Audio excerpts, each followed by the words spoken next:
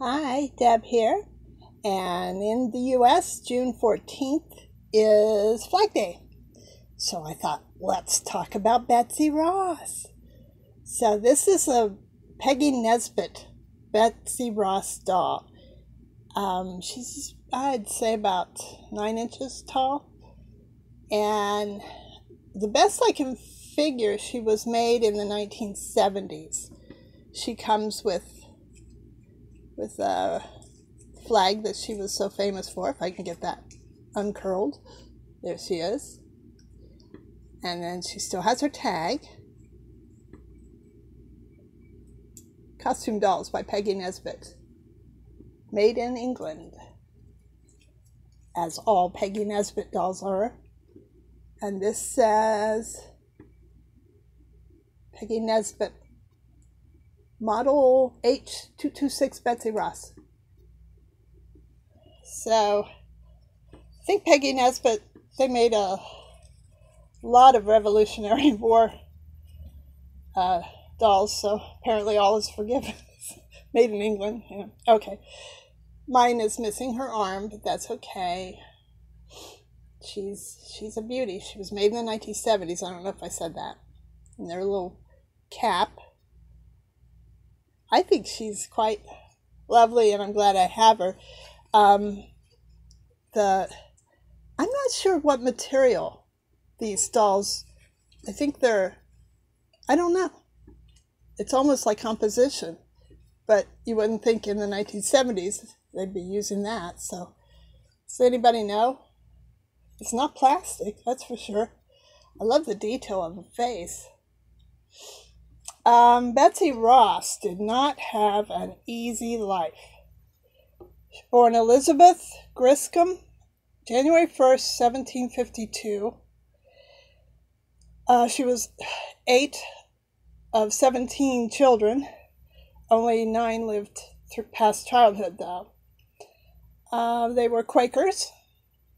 And she became an apprentice upholsterer, which took me by surprise because most women of the 17th, 18th century, 18th, 19th century really didn't work that outside of their home. They usually were just prepared to be wives and mothers. So it kind of surprised me she had a career. But she met another upholsterer named John Ross, but he wasn't a Quaker, so her family more or less excommunicated her.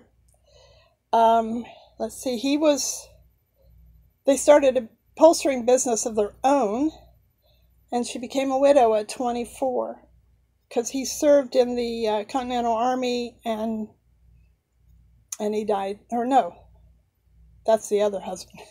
Sorry. Okay, then I don't know, she married Jonathan Ashburn, and he was a merchant sailor, and the British captured him, and he died in prison, so she became a widow again. She had 2 children with him, 2 girls, and one of those died at age 9 months. I told you, she had a tragic life. Let's see, her third husband she was married to for 34 years, and they had 3 children. So, but then she was widowed yet again. So, there's a lot of stories. Most of them were passed down through her family, and I see no reason to disagree with that. George Washington actually approached her, which she was in Philadelphia. She was a famous upholsterer. That makes sense. And that she suggested a 5-point star for the flag because it was just easier to make, and she demonstrated it. So she is credited with making the first American flag. She died January 30th, 1836. She was blind by then.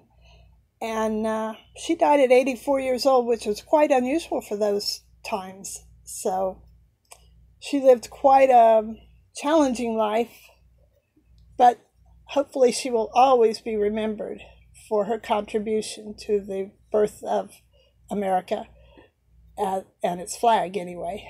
So I just wanted to pay a little tribute to Betsy Ross by sharing my Peggy Nesbitt doll. I hope you like, comment, subscribe, follow me on Instagram, share this if you want for Flag Day, June 14th in America.